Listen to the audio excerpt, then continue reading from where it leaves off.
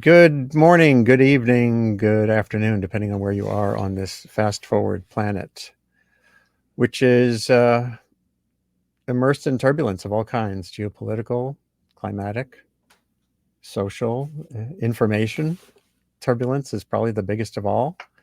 And that's why I'm really glad today to have Hannah Ritchie come on the show for what I call a data-driven She's a data-driven sustainability guide in a belief-driven world. And that's a problem for any of us who are trying to foster progress using data, or as journalists do, trying to get to the realities or amid all the perceptions and conflicting arguments.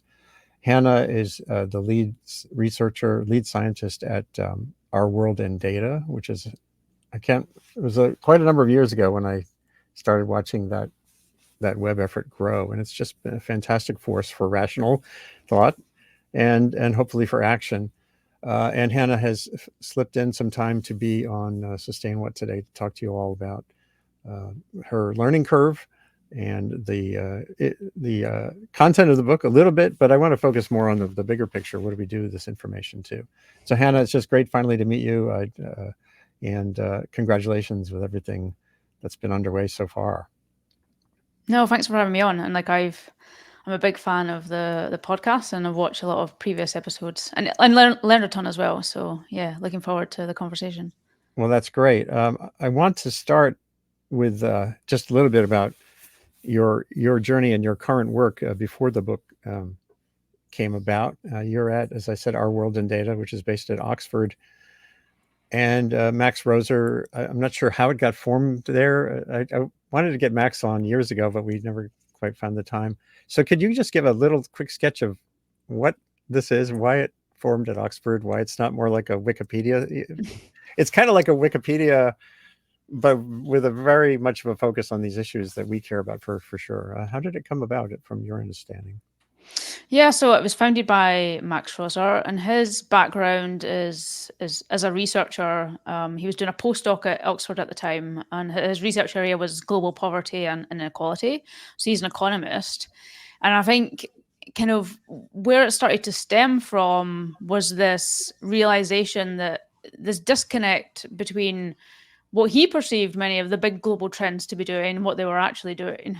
And often, even despite, being an economist and working for years in global poverty and inequality, like even by the end of university, like many of these trends, he thought they were going in the opposite direction, and they've been going in the other direction. Right. So I think part of that drive stemmed from this understanding that you can only really understand the world by stepping back and looking at the data. And just this, no one was really having these conversations, or at least these conversations were not as widely had as he wanted. So he started, building this website in the background, like the beginnings of Our Own Data. And really the concept of Our Own Data is what we look at as what we frame as the world's largest problems. And that's not just environmental problems, although we cover that a lot, but also health, poverty, inequality, war, like all of these like massive problems that the world faces. And what we try to do is to bring to the fore the data and research we think we need, or the world needs, to understand these problems and start to work towards solutions. So I think we kind of you must feel like you're in overload mode completely 24/7. And I saw that picture shows, I don't know, 7 or so people. How many people are involved? It's grown a lot over the last few years. So when I joined, there was 4. And for a long time, there was just 4 or 5. Actually, by the time COVID hit, there was only 5 of us. And then we started undertaking, trying to gather and present the global data on COVID. And over the last few years, we've grown a lot. So now we're around 25. Wow. And that's a mix of researchers, data analysts, and also like web developers. I think that's like kind of key to Our Own Data, is that we have this kind of interdisciplinary mix, where kind of the amazing graphical tools that the web developers build allow the work of the researchers and data analysts to come to life. So I think we're quite unique that we have this like nice interdisciplinary team. But yeah, we've grown a lot kind of post-COVID. Yeah, well, it's that's good then. It's good that the resources are there. We'll talk about that more in a minute. And one of the pictures, I have a couple of graphs here that kind of illustrate um, one point that you make right at the beginning of the book, which is that the work of Hans Rosling and Rosser and others has revealed that human circumstances have largely been improving, but environmental issues, species loss and the like, are diverting in different ways, and that's sort of where you come in and where the book kind of zooms in. I think it's important to make that point too. Um, so you have the book, and you now also are on Substack, like I am, which is great. I see you've generated or gained a lot of following there. It's fantastic, and I'm sure we could talk forever about how you fit this all into your workday. But I want to be sure people understand. It's called sustainabilitybynumbers.com, and so that's great too. You've had your TED Talk, and Bill Gates, who's been a supporter of Our World in Data through his foundation, is a fan, as am I. So it's been quite a moment for you. Although I think, I want to ask you, do you feel like you're at the beginning of something? Sometimes people get a book out there and it's like, okay, done. My message is out. I got it, my TED Talk. I don't know how many views. Do you feel like it's done, or do you feel this is just like step one down a long road? No, I think it's still step one. I think what I kind of wanted to do with the book is to shift the narrative a bit on what I see as narrative and discussion around environmental change and environmental solutions. So Right. I think what I wanted to do with the book was, one, to acknowledge, as you said earlier, this kind of seesaw of human progress and environmental degradation, which in the past has almost been always at odds with one another, right? The environmental damage has basically come as a result of human progress. But trying to change that narrative a bit to provide a vision of how we move forward, achieving both of these things at the same time. And I actually really think, we are reaching the stage where these things are no longer incompatible. Like, I think you can improve human well-being while reducing environmental impact. So that was part of the notion of the book, was to shift this narrative a bit towards, less of, almost, I think almost environmental action is framed as like damage limitation. And it's just, things will inevitably get worse. We just decide how bad it's going to get. And I want to shift that a bit towards saying, no, we actually can build a better future, 2050, 2060, 2070. But I think in order to do that, you need a little bit of an image of what that positive future might look like. So I think, I think that was my kind of first stake in the world, was trying to present this positive vision. But like, it's not done.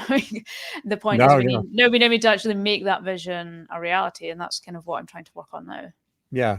And in a minute, we'll get into some of the meat and mashed potatoes in the book. I did want to get in a little sketch about how you came to be who you are so far. And I think it's important, especially in the context of our education system, and how we can possibly foster the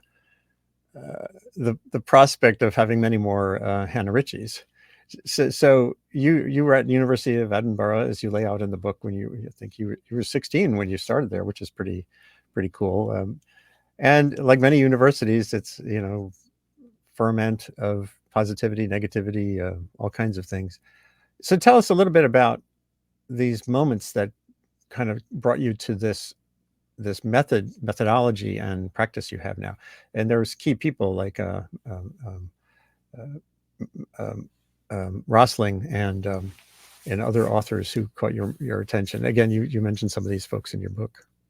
Yeah, so I started at Edinburgh University and I studied environmental sciences. So I did environmental geoscience, then climate change management, and then I did a PhD.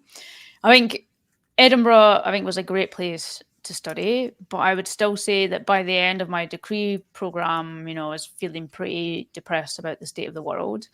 I think there was just studying environmental sciences. There's just an onslaught of very legitimate bad news all the time. And I Yeah. think the other issue I had at the time is that I was really looking at the news religiously. And I think I had this notion that to be a responsible citizen, I had to be checking the news all the time. And especially in an environmental context, if I wasn't watching what the latest disaster was and kind of trying to take that on myself, I wasn't caring, or I didn't care about what was happening in the world. So I think there was this combined effect of always just looking at this negative stuff on environmentalism, but then also just seeing disaster after disaster on the news. And maybe we can talk about that, but the effect that has is that you just then get this onslaught of thinking that everything must be getting worse and worse and worse because that's all you're seeing. And I think the issue I had there is that I was only looking at environmental metrics, but I was just assuming all of the human metrics were also getting worse, right? So poverty, child mortality, hunger, even deaths from natural disasters just must be like the highest level ever and just going worse and worse and worse. Right. But then I discovered the work of Hans Rosling, who's on the screen now, and he didn't really focus on environmental metrics, but what he did do was bring the world's human progress to life through the use of data. So he would do these amazing talks where he'd show how the world has changed over the last few centuries through the use of data. And what he would always show is that all of the metrics that most of us assume to be getting worse have just been gotten dramatically better. And then, this stuff, I was so ignorant of this stuff. Like all of the questions that he asked, I would have obviously got wrong. But I think that was like a little bit of a wake-up call. The quiz he used to do was really something. Compared to the so that really jarred you. And was that after you finished college or while you were still there? I think it was between my bachelor's degree and master's degree. So it was definitely like by the end of my bachelor's degree, and then I was starting to move on to something else. And I think that started to give me a little bit of a shake of, like maybe there's some of the stuff I've got wrong or I don't quite have a good understanding of. And I think it also just highlighted to me the power of data. The fact that you cannot understand the world through media headlines, and you actually need to step back and look at the data. And then I think over time, just to touch on the last few things there, I think the over time I then became familiar with the work of people like Mike Berners-Lee or David Mackay, which they very much focused on energy and climate change.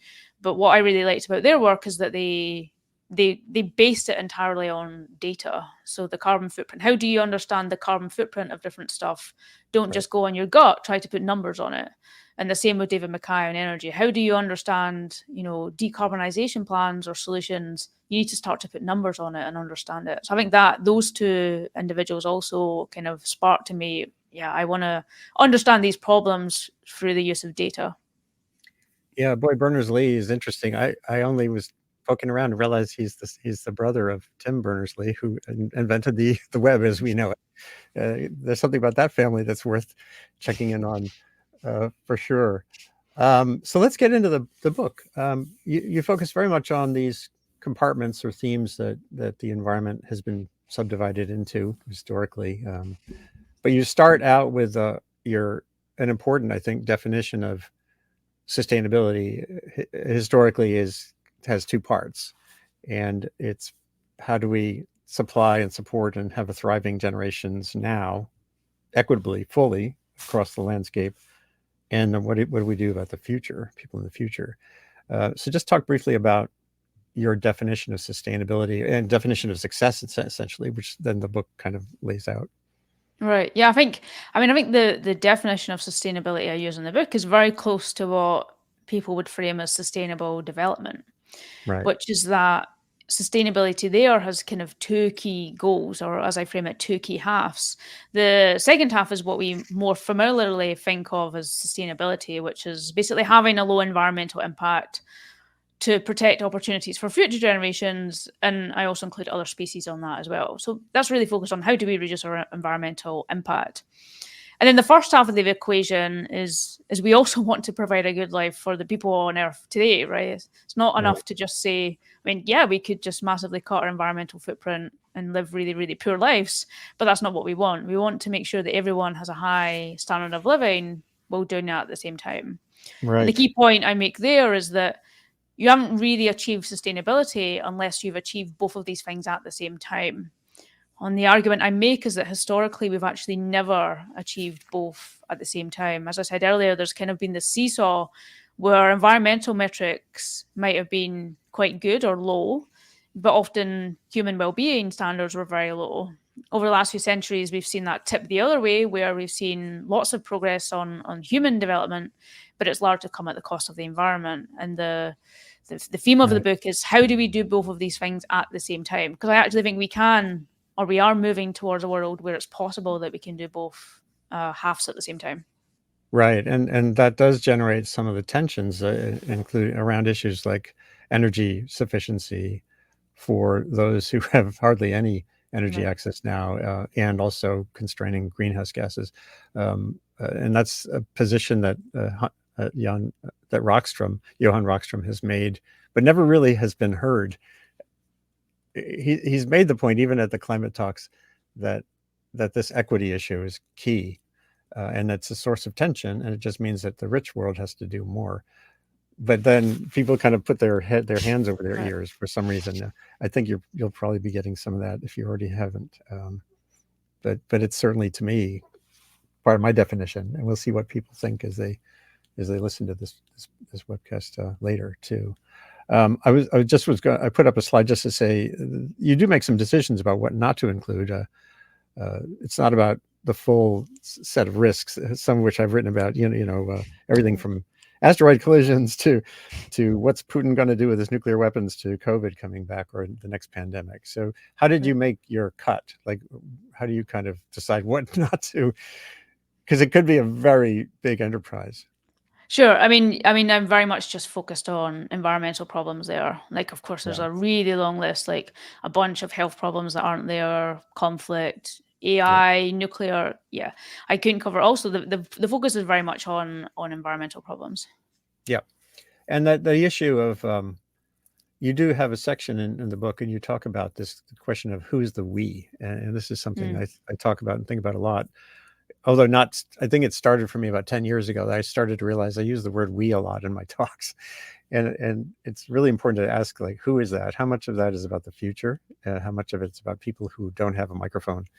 And so can you talk about that aspect of this too? It's another part of the two halves, is the half that is already privileged and the half that is silent because they're not born yet or because they're in Ethiopia.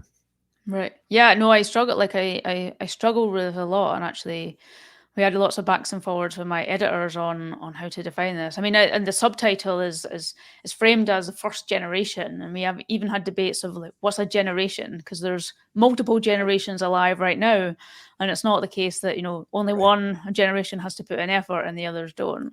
So I tried to broaden the concept of generation as just like people that are alive today, Yeah, that's which is good. not quite correct. But yeah, I think the we is an important question. One, depending, like, one is the inequality issue today, and by we, no, we have to take action is not the same for me versus someone in a really low income country that has Right. CO2 emissions of almost zero, and the emphasis on we is me. But I Right. wanted to. The reason I tried to use this more collective we, which does have issues, obviously, is that what I also hope to do a little bit with the book and my work more broadly is to try to not create lots of really hard divisions, which I see all the time. And I see this, it's young versus old, it's rich versus poor, it's Right. left versus right, it's deniers versus doing. Like, there's so many, artificial lines being drawn where it's a kind of us versus them concept. And I think this is really damaging for us trying to build solutions. So I use we as a try to, like, more of a collective, I think this is a global problem that requires international cooperation, and it really involves most of us to get involved. It does indeed. So when you think through the different areas, overfishing, plastics, forests, wood, and the rest, what are the themes that emerge? I think one, of course, is that data is valuable.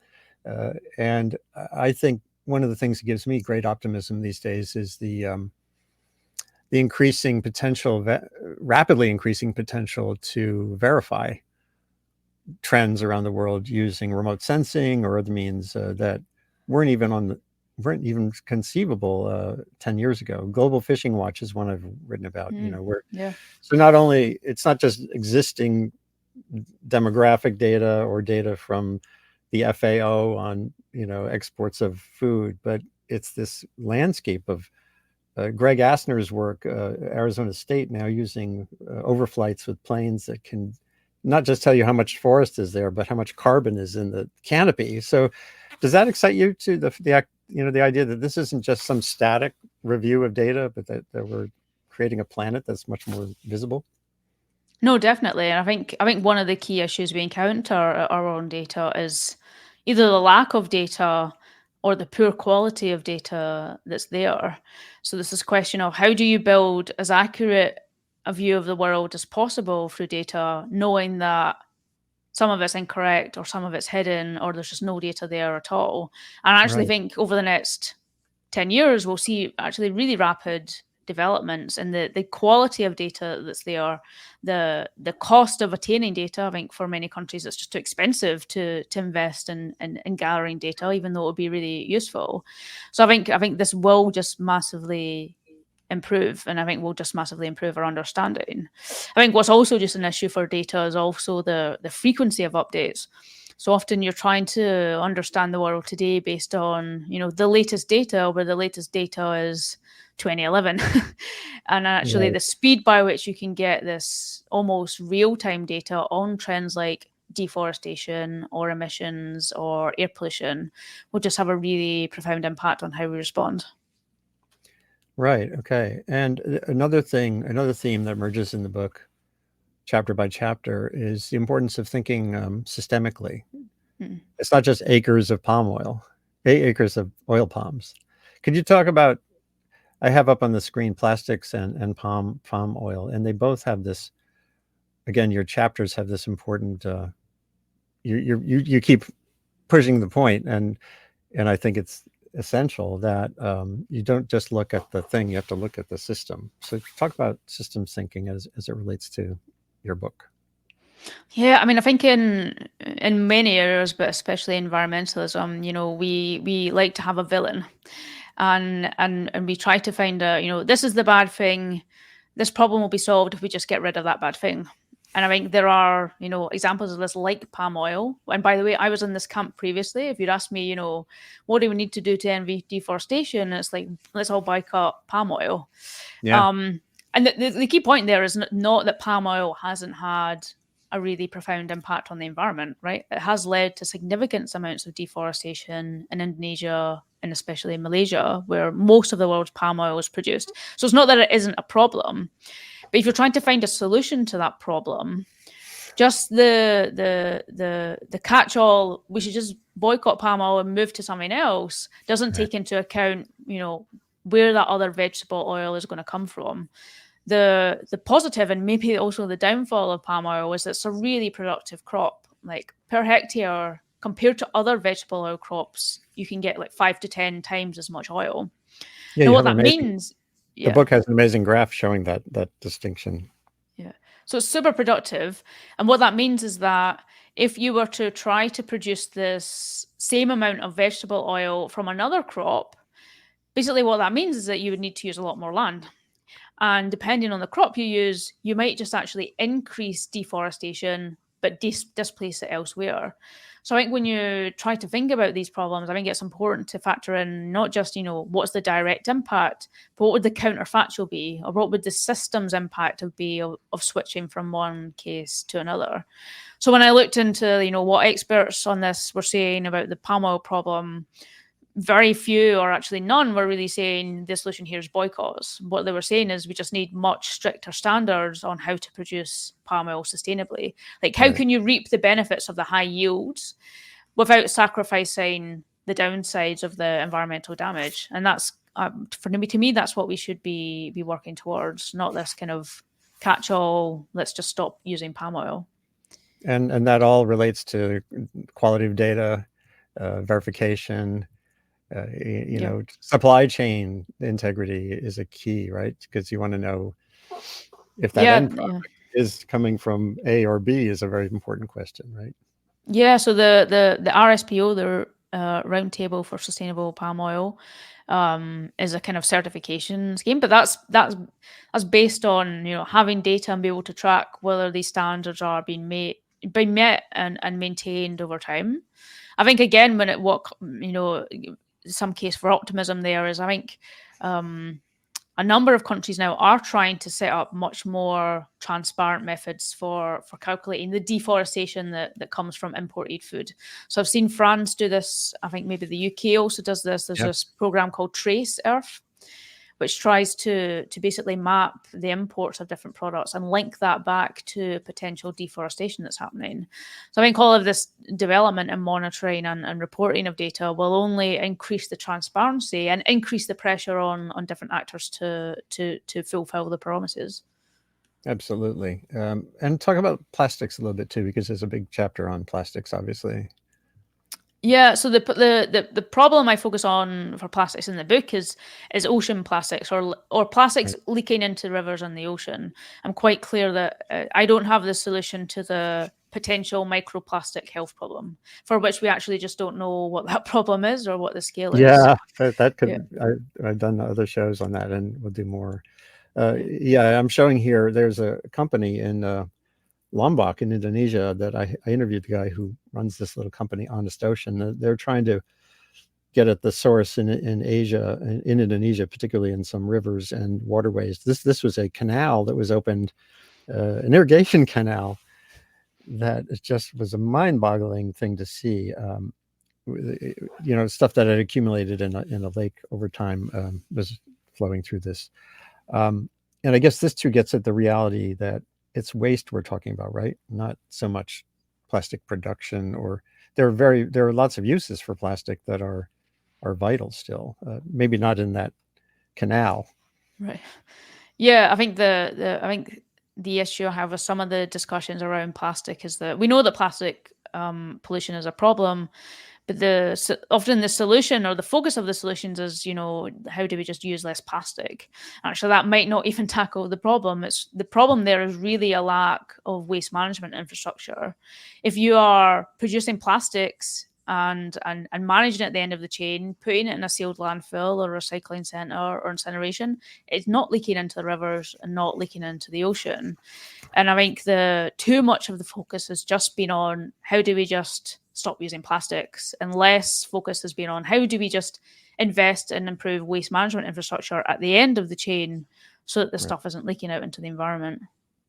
Right. Well, again, I encourage people to get the book and look through it and discover these solution paths.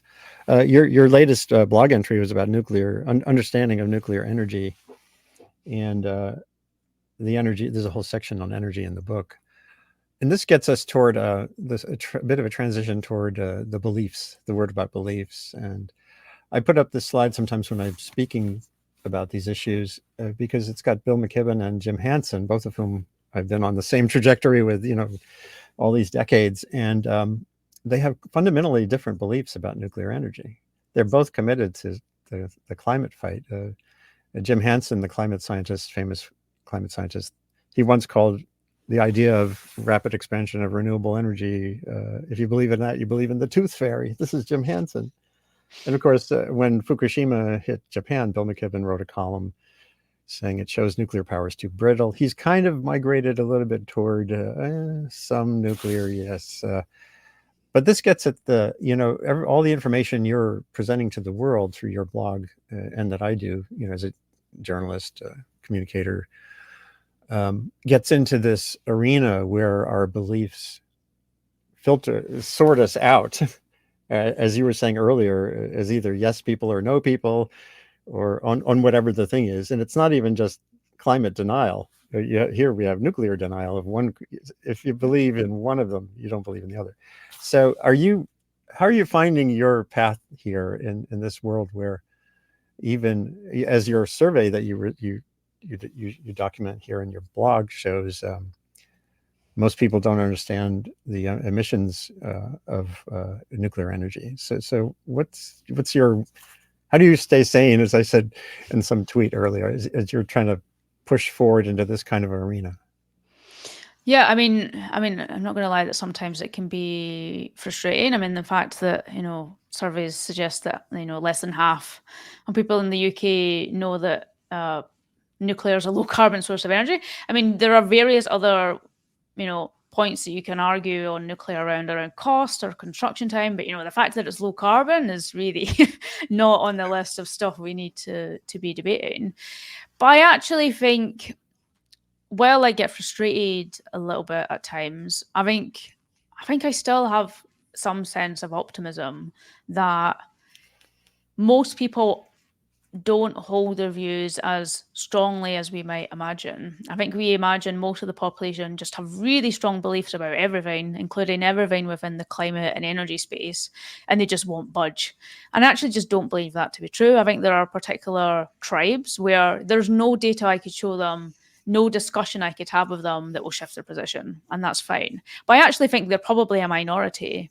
I think for the large bulk of the population, they don't have time to study what's the deal with nuclear energy, or what's the mineral demand for electric vehicles. They're potentially interested in the issue. They have questions about it, and I actually think it's our job to put out good information and disseminate it widely so that people can get a better grounding on these issues. Right. So that's kind of what I'm trying to do, is to put out just really clear information. What does the data research tell us on this? And I think there's often this narrative that facts or data don't do anything to change anyone's mind, and I just don't think that's true. I think, again, for some people, they're so staunch in their beliefs that that is true. But I think for most people, they're just curious and they're just open, and they're actually deserve us to have like a good conversation where we can communicate this clearly. Yeah, I think that's true too. Unfortunately, in the social media space, the ones who are locked in on these hard edge positions tend to be the dominant voices. And this goes back before social media. I used to, in my print journalism days, the people who write letters are people who are highly motivated and have a position, and the people who are just I would tell journalism students, don't forget the silent reader. Don't forget the people who are, as you were saying, absorbing the information. Don't get too stuck on these pissing matches, and because there's lots of other people out there who might not be posting pithy comments on Instagram. So I think you're onto something important here, obviously.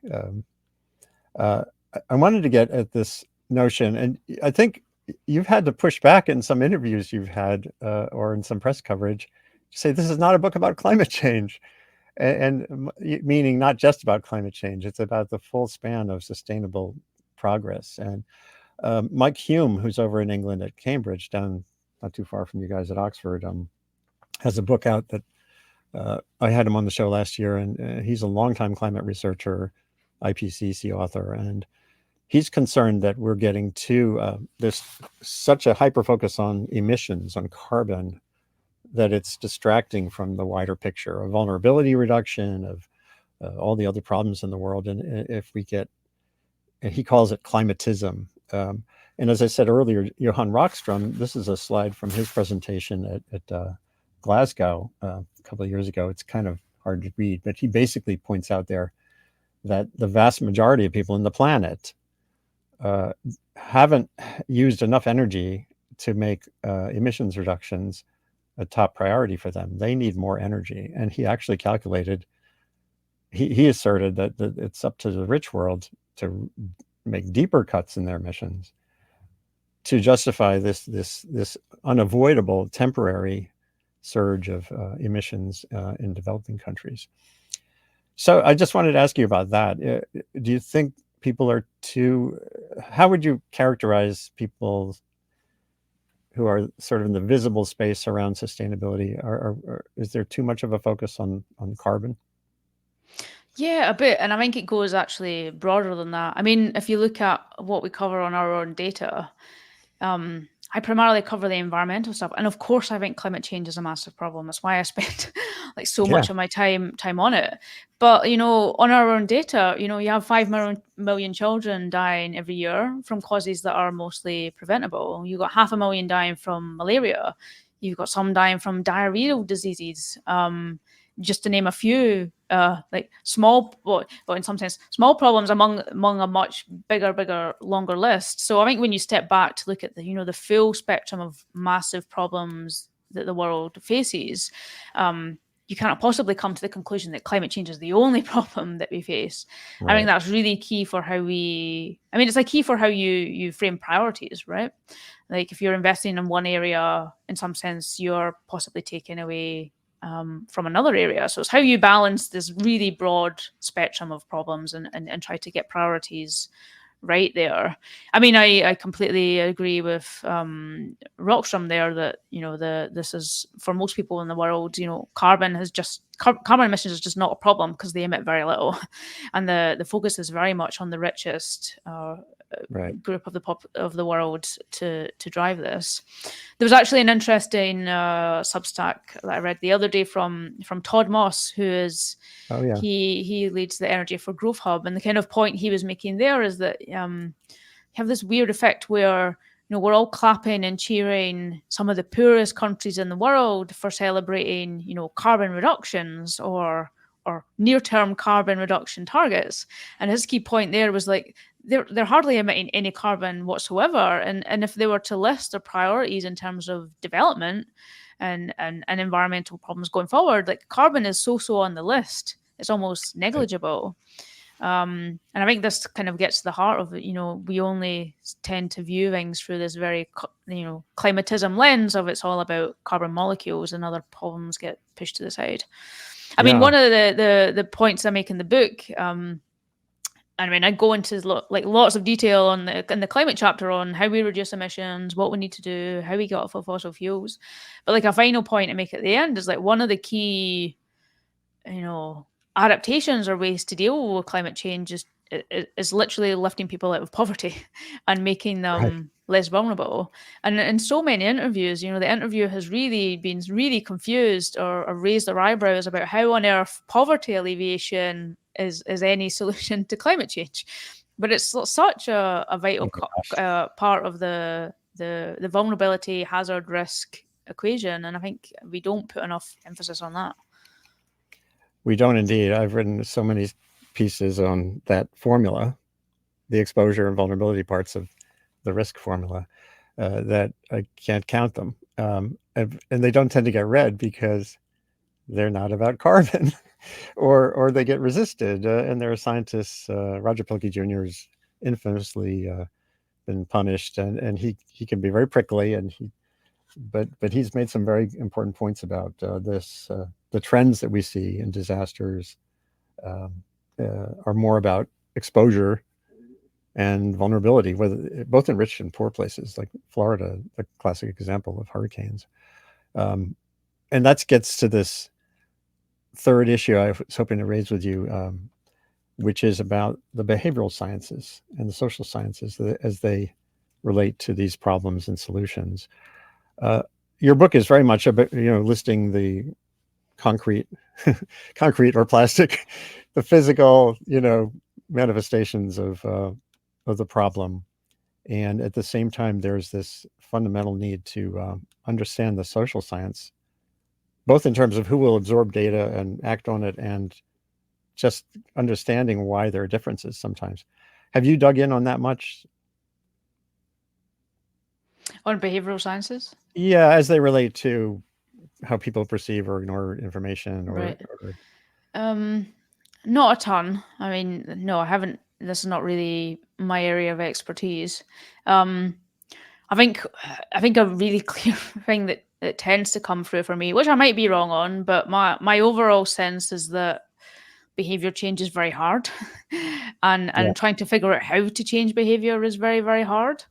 Which is why I think many of the solutions I end up leaning on in the book really come from this: how do you create alternatives to what people already have that are more environmentally sustainable, and crucially are lower in cost?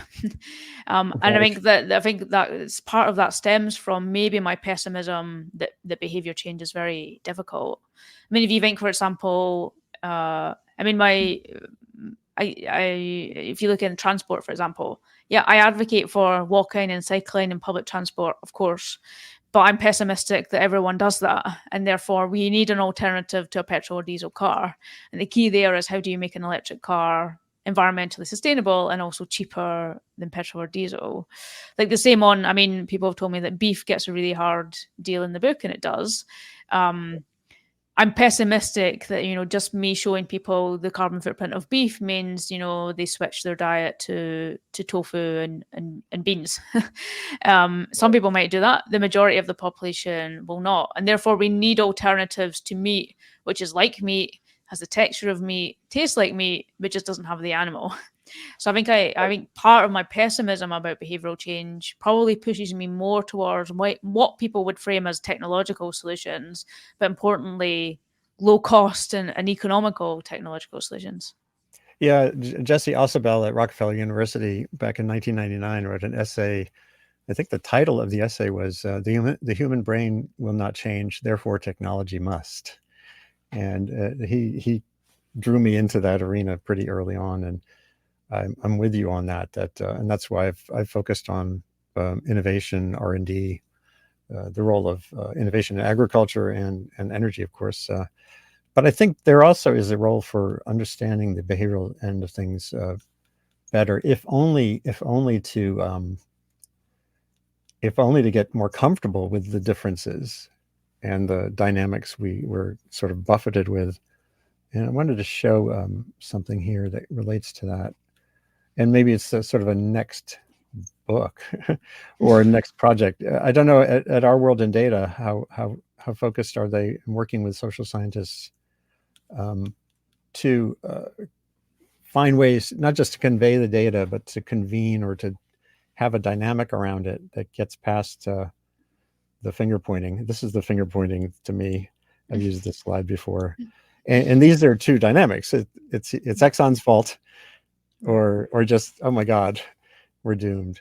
And and there you are in the middle. Many of us have been in that boat, and that's a famous 19th century cartoon about a politician going through the famous rocks in one of the Greek myths. So the science is such that this challenged me as a journalist, and I don't know if it challenges you as a data scientist and communicator. Dan Kahane is a behavioral scientist at Yale who, starting in 2009, I began paying attention to his work. And by 2012, 13, he was doing these studies, empirical work that showed, this headline just really hammered me, climate science literacy unrelated to public acceptance of human-caused global warming. And what he found was that basic science literacy is highest at the two ends of the spectrum.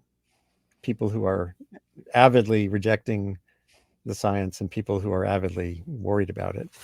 And that led me into this whole writing a lot about this. And it sounds very doomist, in its own way, because it's sort of like, oh my God, we're doomed. Information doesn't matter. But it led me to understand something that you just hinted at, which is that most people, if you back away from the us and them dynamic and just have a conversation about energy or a conversation about food, you can find all kinds of ways for people who are very divergent culturally to agree on basic principles.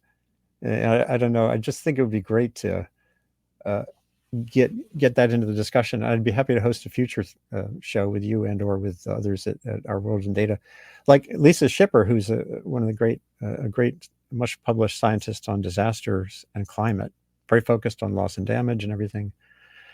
And a year or two ago on Twitter, she posted something really interesting to me. And this relates to the work of Our World in Data and what might be some gaps to think about filling somehow. There's a whole body of social science where they actually talk about what they call qualitative data.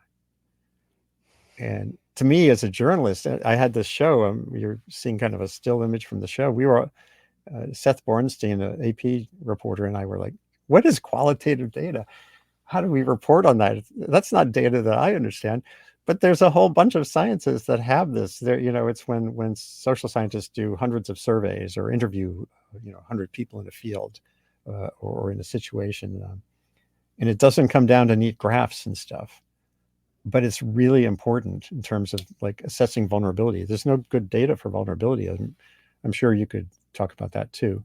So how do we fill those gaps? Is there a way to think about whether, I don't mean the next webcast, but is this an issue that you think about in terms of the adoption, the sort of transition dynamics? Yeah, I mean, I think like I also wouldn't really have known what qualitative data Yeah, I know. It was a was. very jarring word to hear. Yeah. I mean, I mean, the way our own data, I think the quantitative data, if we're going to make a differentiation, like tends to be like at the heart of a question of starting, or at least the key starting point of a question. Like, how do you use even if it's about opinions, for example, what do the surveys show us quantitatively about the range of opinions there? But I think there is also scope for saying, okay, like to some extent, a little bit what I did in the recent nuclear article, Right, right, where right. this I started with the broad survey data on just do people think it's low carbon or not, and then you can start to delve into why they think that. Why would they think that it emits carbon? Which I don't know, maybe I'm misframing the qualitative data, but that maybe is like a follow up of why they believe the given thing, as opposed to another, which you can't really necessarily quantify that or put that on a graph, but it's an important part of the story of how you then interpret that data. And in some sense, and the example of the nuclear low carbon, you need to understand why people think it's high carbon in order to start to address their concerns around that or try to explain it in a clearer way. So maybe that's how you start to bring these two together. Or maybe how I would do that would be to start with the quantitative data and then rely then on the more qualitative data of delving into why people have a given belief. Yeah, the qualitative data come into the actual science more in the context of vulnerability assessments, for example, or impacts after a disaster, where you'd have to do longitudinal tests of if a woman was dislocated or if her kids didn't get to go to school for a year. It's really hard to find a number Right. for the impact on those children's capacity to grow up to be sustainability scientists Right. instead of having no job and dying young. So that's this arena that I think the more dialogue there can be between or among the disciplines working from these different vantage points, the better off they'll be. And it does really help to. And by the way, journalism falls into the same trap because we say, well, wait, I can't report on that. That's like soft. That's soft science.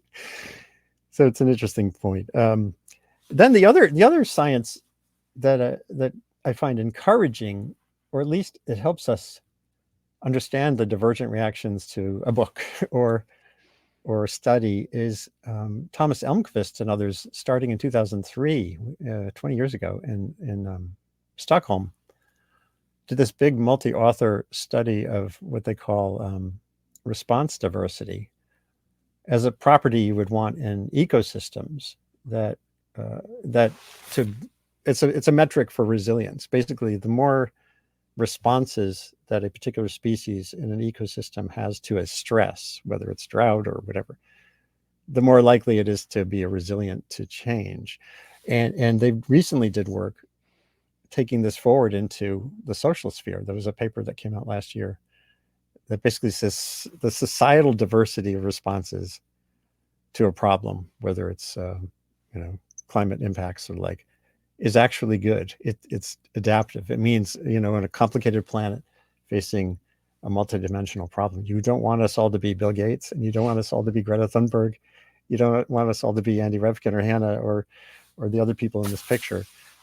So that's encouraging, and I think that's where your book comes in really handy, because it's hopefully people with all those divergent perspectives will find it as a resource, and also our world in data. Just also, the last thing I wanted Yeah, to ask you yeah. about. I mean, just on Well, that, yeah, talk about that a little yeah, bit. yeah, just on that. Like, I think I even when I was trying to think about blurbs for the book, I was actually really keen to get people where if you put them in a room, they'd have a ton of stuff that they would disagree on, and actually they come from very, very different places. Like Bill Gates is an optimist. Like you probably frame himself as a techno optimist, Right. but he's next to people like David Wallace Wells, who wrote, Uninhabitable Earth, like one of the Right. scariest book on climate Right. change ever. So I actually quite deliberately wanted to try to get like a little bit of diversity of people that, even if I'm sure there was everyone on that list had something in the book that they disagreed with, but if we can start to build discussions around that data, then I'd be really happy. And I think that response diversity or viewpoint diversity was what I was actually trying to achieve with that. Right. And again, creating a baseline. Here's a baseline of information that whatever your position is, can start to have conversations about that can lead to new solutions. So what do you mean when you talk about urgent optimism? Yeah, so when I think many people would frame me as an optimist. I'd probably frame myself now as an optimist, but I think the risk that holds is that when people hear the word optimism, they assume you mean I just think the world will obviously just get better in the future, it's a very thin line between that and complacency of just, yeah, things will be fine. I'm sure these problems will be solved. We can just sit back and relax. And that's like obviously really not my position. I think my position with urgent optimism is not this complacent optimism, but the notion that I think the world can be better. I think there is a pathway to a more sustainable world, a world with better human progress, better human well-being, and I think we have many of the solutions that we need to do that. It's about trying to turn that into reality, which is a very active form of optimism rather than this passive form of optimism that says, "Yeah, relax, everything will be fine." Yeah. Now I want to wedge in a couple of questions. Can you go a tiny bit past the hour, or if Yeah. not, don't worry about Yeah. it. No, I can. Yeah. Okay. And thank you for your time again. Someone named Dorf on YouTube asks, this is about data quality, I guess. How confident can we be in somewhat optimistic projections of energy emissions like the ones from IEA, the International Energy Agency? Emissions rose by 1.1% in 23. I read stories about Indonesia building coal, etc. So when you were doing your data assessments, how do you test them? I mean, I think this is a big part of this is that at our own data, we most rely on historical data. Mhm. There's actually very few areas where we publish projections. I think we do it for population, for example. So we'll publish the UN's latest population projections, but we actually just don't have emissions projections or energy projections because inevitably nearly all of them will be wrong. um, Most projections will be wrong, and the Right. fact that most agencies change them every single year will tell you that they're wrong because they've updated them since last year. I mean, Right. I think what this is getting at is that there are I know a range of projections that global emissions might peak in the next few years, and it's not just the IEA. There's a couple of kind of major agencies saying this. Right. I don't know whether that will be correct or not. I mean, I think he points out India or Indonesia. I think that's true. I think India's coal use will go up. Indonesia's coal use will go up. I think the big question mark, which will really just massively tilt global emissions one way or the other, is China. What China does in the next few years will for me ultimately determine what happens to global emissions. And with China, there are a couple of conflicting stories there. One is building clean energy extremely quickly, is really trying to assert dominance in clean energy, not just solar and wind, although it's building them really fast, but also in electric vehicles. Right.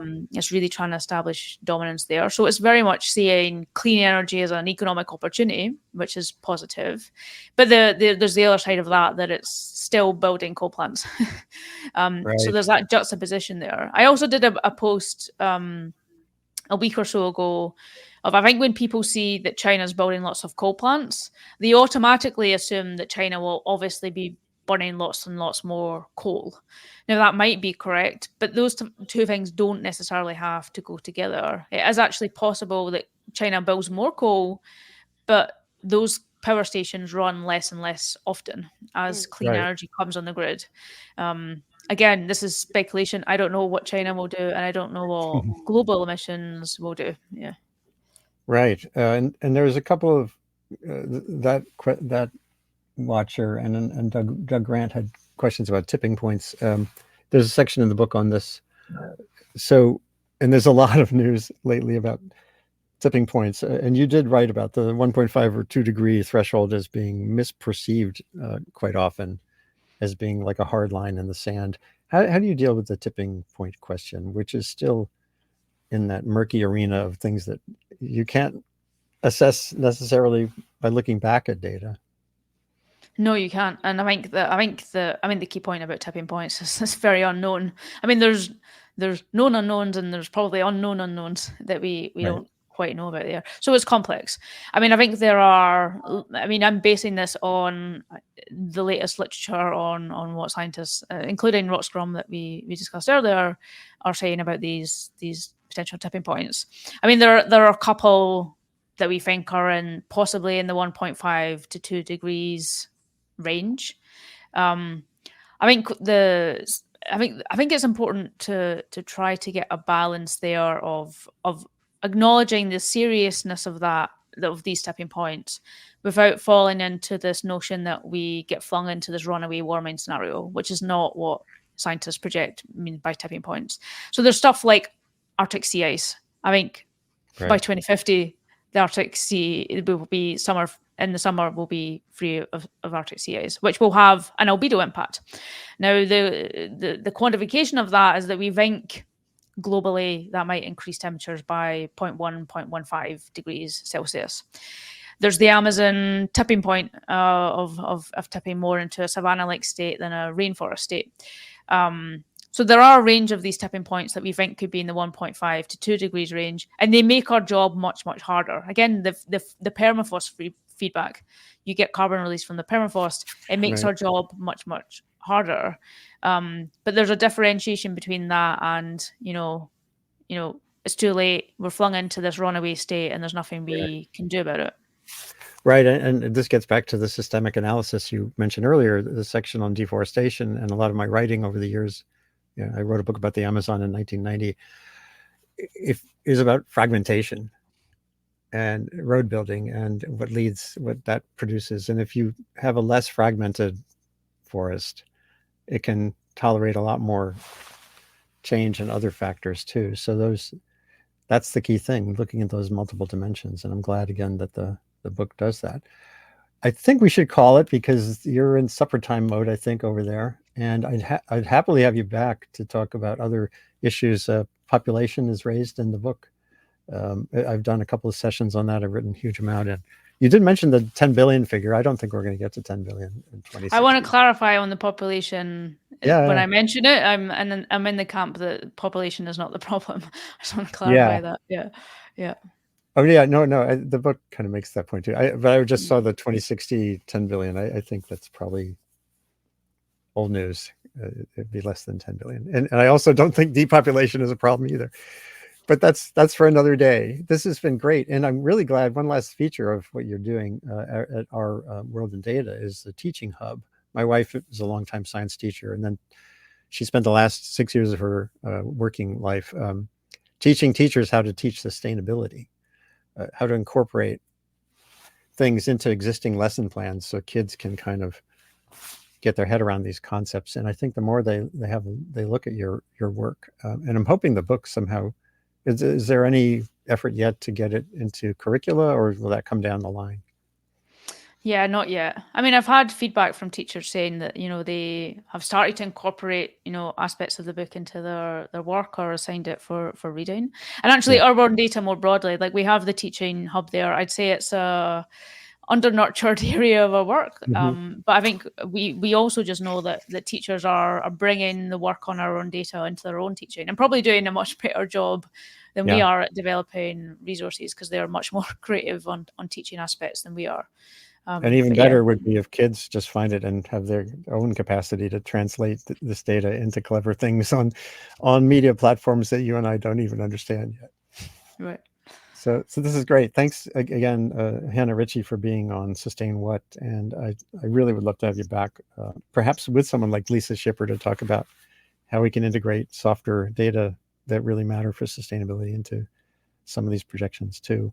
But the book is a must read, obviously, not the end of the world. And I hope people follow your Sustainability by Numbers Substack.